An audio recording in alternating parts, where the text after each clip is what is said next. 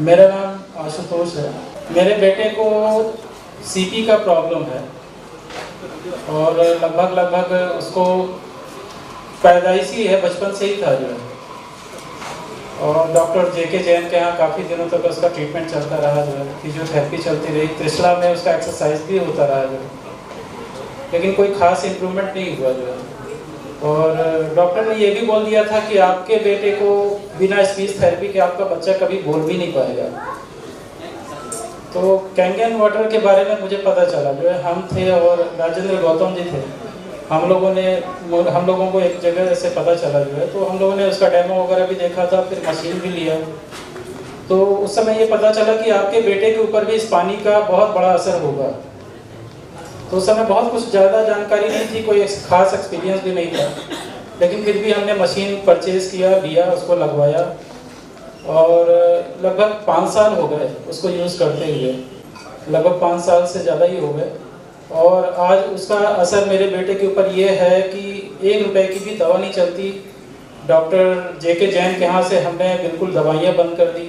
Exercise जो थोड़ी मोड़ी थी वो हम लोग घर पे ही करते थे, करवाते थे।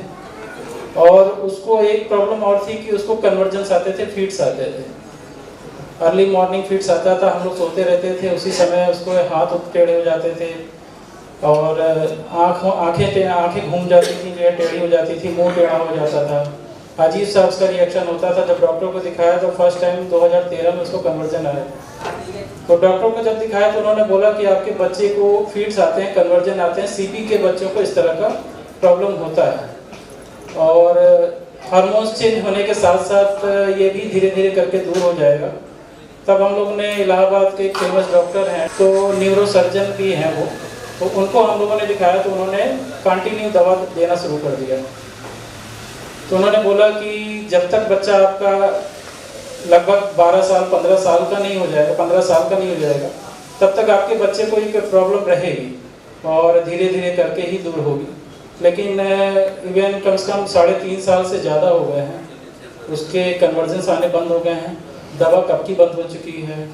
और स्पीच के बारे में आपको बता दें तो हम लोग स्पीच थेरेपी के लिए सिर्फ जिस दिन डॉक्टर ने बताया था, सिर्फ उस दिन हम लोग स्पीच सेंटर लेके गए थे। उसके बाद आज तक हम लोग दोबारा कभी स्पीच थेरेपी के लिए उसको लेके नहीं गए। और आज मेरा बच्चा जो है बहुत स्मूथली बात करता है, बहुत अच्छे तरीके से बात करता है। इवन हम बहुत ज़्यादा उसकी पढ़ाई नहीं कर रहे हैं, लेकिन नॉर्मल बच्चों की अपेक्षा उसका दिमाग बहुत ज़्यादा शार्प है। और